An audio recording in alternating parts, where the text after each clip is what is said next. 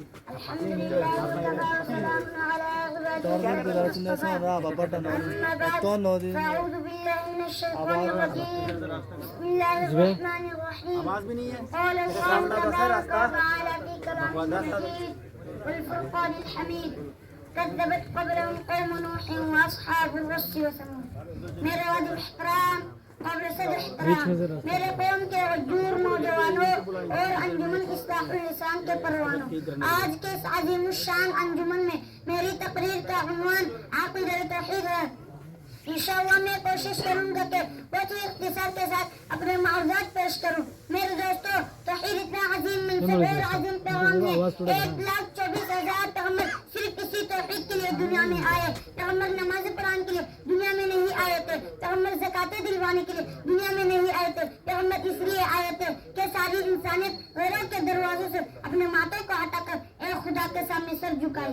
میرے دوستو، یہ پیغام توحید اور یہ اسلام جو آج مجھے اور آپ کو یہاں بیٹھے بٹھائے مل گیا، یہ دین اور یہ پیغام توحید جو ہمیں بغیر تکلیف کے مل گیا، اس پیغام توحید کے لیے حضرت نوح علیہ السلام کو پتھر کھانے پڑے، اس پیغام توحید کے لیے حضرت ابراہیم علیہ السلام کو آگ میں گرنا پڑا، اس پیغام توحید کے لیے حضرت موسیٰ علیہ السلام کو فرعون کے مقابلے میں آنا پڑا، اس پیغام توحید کے لیے حضرت ابراہیم علیہ السلام کو نمرود کے مقابلے میں آنا پڑا، اس پیغام توحید کے لیے حضرت زکریا علیہ السلام کو آرے کے نکام میں جسم کے ٹکڑے کرانے پڑے، اس پیغام توحید کے لیے حضرت ابراہیم علیہ السلام نے، حضرت اسماعیل علیہ السلام نے، حضرت یعقوب علیہ السلام نے، حضرت یوسف علیہ السلام نے، حضرت عیسیٰ علیہ السلام نے اتنی تکلیفیں صرف ایک خدا کے لیے۔ میرے دوستو، ہر قوم میں جاہلیت یہی کہتے ہیں، ہر قوم کا مادہ پرست جاہلیت کا پرستار دماغ یہی کہتے ہیں کہ عبادت کے لائق پتھر ہے، سجدے کے لائق پتھر ہے، مشکل کشا کے لائق اللہ کے علاوہ کوئی غیر ہے، حاجت روا خدا کے علاوہ کوئی ایک اور بھی ہے۔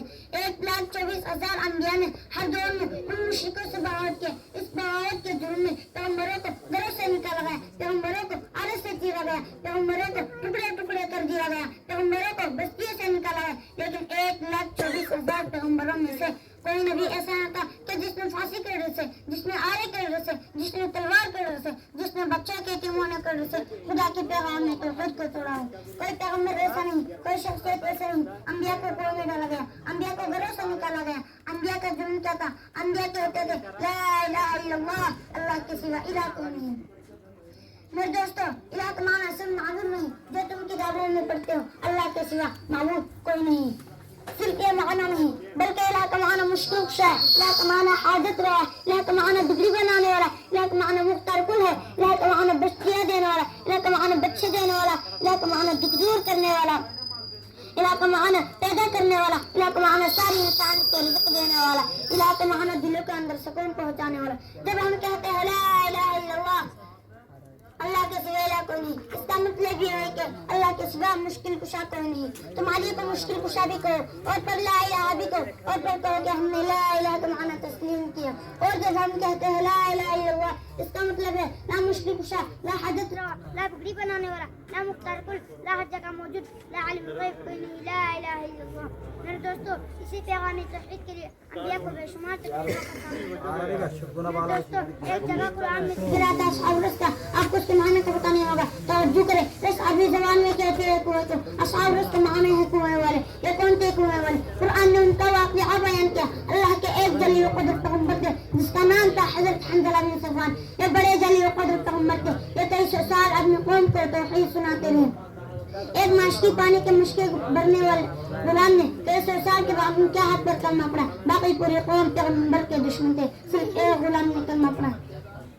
پیغمبر نے اس غلام کی تربیت کی، باقی قوم تنگ آ گئے کہ اس کے پیغام کا توحید آگے نہ پہنچے۔ اس قوم نے مل کر اللہ کے نبی کو اٹھا کر ایک گندے کنویں کے اندر ڈال دیا اور اس کنویں کے اوپر ایک بہت بڑا پتھر لا کر رکھ دیا تاکہ نبی نکل نہ سکے۔ نبی کا جرم کیا تھا؟ پیغمبر کہتے ہیں اللہ کے سوا الہ کوئی نہیں۔ میرے دوستو، اللہ کے پیغمبر کہتے ہیں اللہ کے سوا کوئی الہ نہیں۔ اور اس پیغمبر کو اٹھا کر کنویں میں ڈال دیا اور اوپر سے ایک بہت بڑا پتھر رکھا۔ 3 دن گزر گئے، پیغمبر گندے کیوں نہیں؟ 3 دن کے بعد ان کی امتی اس غلام کو پتہ چلا تو وہ امتی آیا اور اس پتھر کے نیچے سے ایک سورت میں آپ سے کہتے ہیں اے اللہ کے پیارے نبی، میرے لیے کیا حکم ہے؟ میں کیا مدد کر سکتا ہوں؟ میں کیا کیا کروں؟ اللہ کے پیغمبر اس کو میں جو 3 دن سے قیدبن کی صعوبتیں برداشت کر چکا تھا، پیغمبر نے اس کو میں کرا ہوا کہا کہ امتی اللہ کے ڈر کو نہ کرنا. اب امتی چلا گیا. دوسرے دن پھر وہ غلام آیا، کہتا ہے میرے لیے کیا حکم ہے؟ تو پیغمبر کہتے ہیں اے امت اللہ کے کلمے کو نہ چننا، اللہ کے دروازے کو نہ چننا. میرے دوستو یہ اتنا عظیم منصب اور عظیم پیغام ہے. 1,24,000 پیغمبر اسی توحید کے لیے دنیا میں آئے. پھر اس کا پیدائش میں ان کو گھروں سے نکالا گیا، کسی کو پتھر مارے گئے، کسی کو جادوگر کہا گیا، کسی کو آرے کے نیچے چیرا گیا، کسی کو کنویں میں ڈالا گیا، کسی کو آگ میں ڈالا گیا اور کسی کو کنویں کے اندر زندہ درگور کیا گیا.